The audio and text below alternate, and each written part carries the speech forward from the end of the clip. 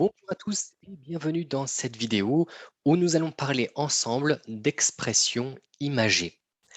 Vous savez peut-être que les Français, en général, utilisent beaucoup d'expressions dans les conversations. Et pour vous, c'est nécessaire d'apprendre petit à petit les expressions pour comprendre les conversations et comprendre certains contextes. Dans cette vidéo, je vous propose de regarder ensemble 5 expressions très importantes qu'on utilise très souvent. C'est parti, je partage le document avec vous et on commence directement avec la première expression, faire un froid de canard. Alors qu'est-ce que c'est? Faire un froid de canard, ça signifie qu'il fait très froid, très très froid. Souvent vous dites, oh, il fait un froid de canard. D'accord? Ça signifie qu'il fait vraiment très froid. L'hiver, par exemple, ou dans la maison, quand il fait très froid, vous dites waouh, il fait un froid de canard ici. D'accord? Très, très important, vous devez connaître cette expression. La prochaine expression, très importante, avoir du pain sur la planche. Avoir du pain sur la planche, ça signifie avoir beaucoup de travail, beaucoup de choses à faire. Vous pouvez l'utiliser dans le domaine professionnel. Si vous avez beaucoup de travail au bureau, vous dites oh, j'ai du pain sur la planche aujourd'hui, plein d'emails, plein de réunions. D'accord? J'ai beaucoup de travail. Vous pouvez l'utiliser aussi dans la vie privée, quand vous avez beaucoup de choses à faire à la maison, le ménage ou les devoirs, ou apprendre le français, quelque chose comme ça. Vous pouvez dire oh, j'ai du pain sur la planche aujourd'hui. Ça signifie j'ai beaucoup de travail. Très important, on l'utilise très régulièrement. La prochaine expression est poser un lapin. Poser un lapin, ça signifie ne pas venir à un rendez-vous. Si vous avez un rendez-vous avec une personne pour aller au cinéma, pour aller au théâtre ou pour aller simplement à une réunion de travail et vous ne venez pas, vous posez un lapin.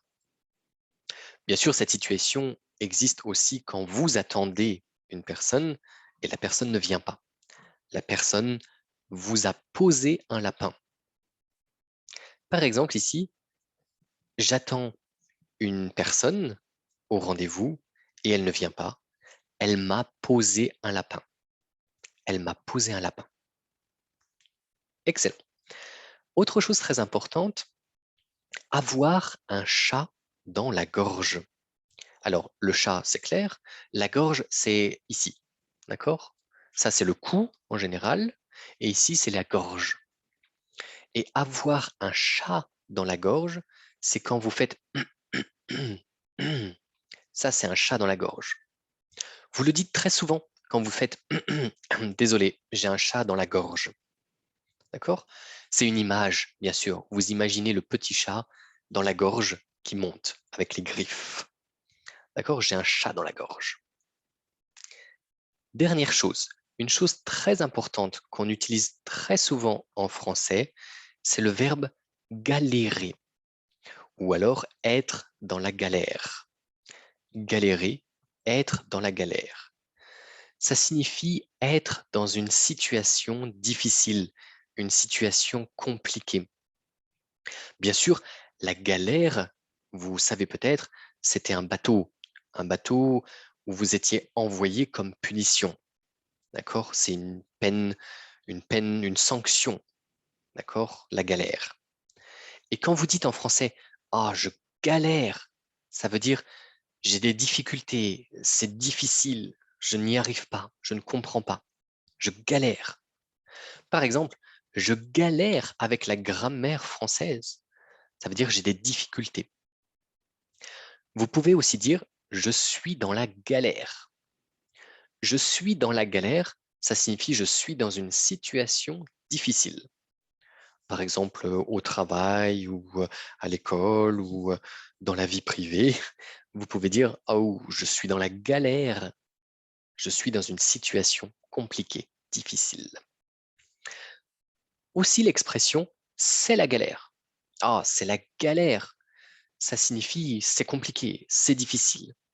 Par exemple, si vous êtes dans la circulation, il y a un accident, quelque chose, vous dites oh, c'est la galère. Donc c'est difficile.